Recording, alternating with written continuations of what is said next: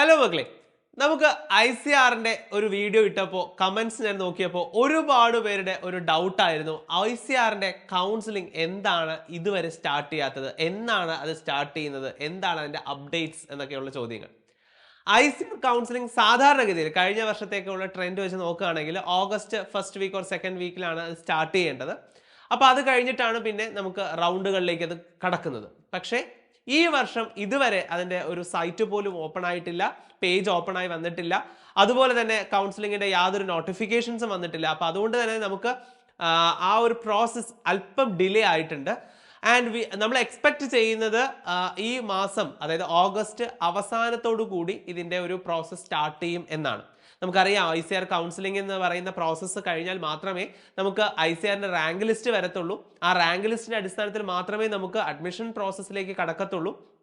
അപ്പൊ സ്വാഭാവികമായിട്ടും നമുക്ക് ഇതിനോടകം തന്നെ പല കുട്ടികളും, അതായത് നമ്മുടെ CUT-യിൽ PCB കോമ്പിനേഷൻ എക്സാം എഴുതിയ ഒരുപാട് പേർ, നല്ല പെർസെൻറ്റേജുള്ള കുട്ടികൾ പോലും പലയിടത്തും അഡ്മിഷൻസ് എടുത്തു കഴിഞ്ഞു. അപ്പോൾ സ്വാഭാവികമായിട്ട് വെയിറ്റ് ചെയ്യുന്നത്, അത്തരം കുട്ടികൾ പോലും വെയിറ്റ് ചെയ്യുന്നത് ICRന്റെ കൗൺസിലിംഗ് സ്റ്റാർട്ട് ചെയ്യാൻ വേണ്ടിയിട്ടായിരിക്കും. അപ്പോൾ ICR കൗൺസിലിംഗ് സ്റ്റാർട്ട് ചെയ്ത് കഴിഞ്ഞാൽ നിങ്ങളുടെ PCB മാർക്കുകൾ ഏതൊക്കെയാണോ ഉള്ളത് അത് കൃത്യമായിട്ട് നമ്മുടെ CUT സ്കോർ നമ്മൾ നമ്മുടെ സൈറ്റിലേക്ക് അപ്ലോഡ് ചെയ്യണം, മാർക്സ് കൊടുക്കണം, രജിസ്റ്റർ ചെയ്യണം. അതിനുശേഷമാണ് റാങ്ക് ലിസ്റ്റ് വരിക.